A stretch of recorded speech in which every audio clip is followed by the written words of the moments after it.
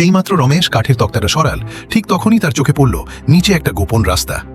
ভেতরে একটু ঝুঁকে তাকাতেই সে বুঝে গেল এটা সাধারণ কিছু না। নিচে নামার সিঁড়ি ধরে নামতেই তার সামনে ভয়ঙ্কর দৃশ্য খুলে গেল। চারদিকে গুলির বাক্স, নানা ধরনের অস্ত্র, সব মিলিয়ে যেন লুকিয়ে রাখা একটা গোপন ভাণ্ডার। রমেশ হতবাক হয়ে দাঁড়িয়ে রইল। এটা তো শুধু অস্ত্র না, পুরো একটা ছোটখাটো অস্ত্রাগার। পাশে দাঁড়ানো ছেলেটাও দৃশ্যটা দেখে চমকে গিয়েছিল। তার চোখ বারবার গিয়ে পড়ছিল দেয়ালে ঝুলানো চকচকে মেশিন গানগুলোর দিকে। রমেশের গা শিউরে উঠল। তার মাথায় তখন একটাই কথা, এটা তো কেবল শুরু, সামনে আরো বড় কিছু অপেক্ষা করছে। সে এগিয়ে গিয়ে একটা গ্রেনেড লঞ্চার তুলে নিল। ভালো করে দেখে নিল সব অস্ত্রই একদম ব্যবহার করার মতো অবস্থায় আছে। তৎক্ষণাৎ সে অমনকে ডাকল, বলল, যত তাড়াতাড়ি পারো সবাইকে সাবধান করে দাও। চলতে চলতেই রমেশের হাত পড়ল আর একটা ভয়ঙ্কর অস্ত্রের ওপর, একটা ভারী বন্দুক, ফুল অটোমেটিক গ্যাটলিং গান। এই মুহূর্তে পরিষ্কার হয়ে গেল এখন আর এটা ছোটখাটো ব্যাপার না, খেলাটা বড় হতে চলেছে। কিছুক্ষণের মধ্যেই সবাই অস্ত্র হাতে নিয়ে বেরিয়ে পড়ল। সাইব্যাট কোম্পানির দিকেই তাদের গন্তব্য।